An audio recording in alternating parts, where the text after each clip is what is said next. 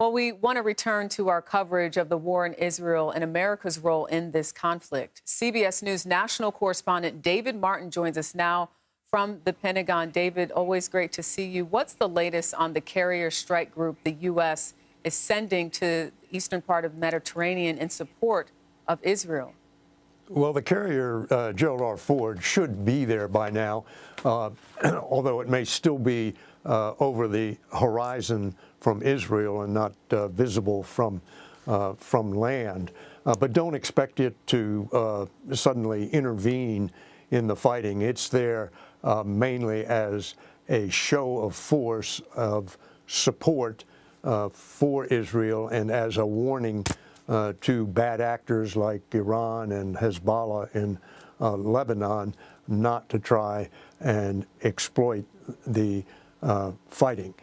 It does have a number of escort ships that are suited for missile defense, and because the U.S. and Israel have trained so much over the years, they can link their missile defense ships in with the Israeli air defense network, so it can provide a practical boost in the Israeli air defenses if that's needed.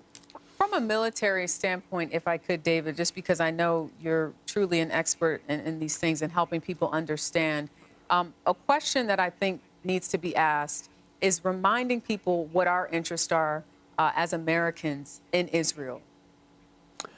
Well, we have pledged support for Israel ever since the nation was founded, and to somehow not come through on that support after all these years would just be a moral defeat, if nothing else. But on top of that, Israel has probably the strongest political ties of any country in the world to Congress here in the United States, and anything that jeopardizes Israel will have tremendous congressional support for the Biden administration to do whatever it takes to support Israel.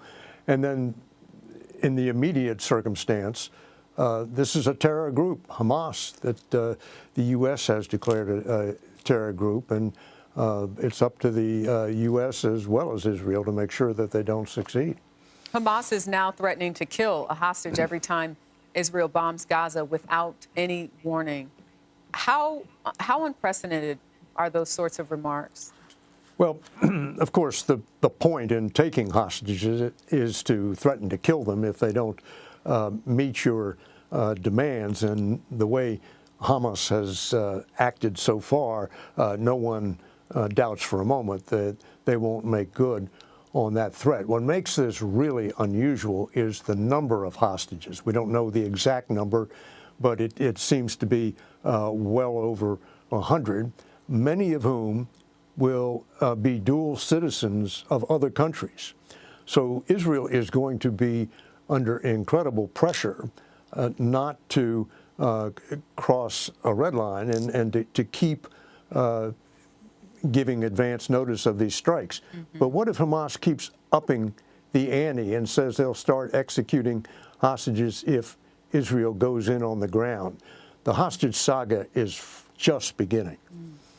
And I know that's so hard as we keep talking to people who have folks that are missing. David Martin, thank you.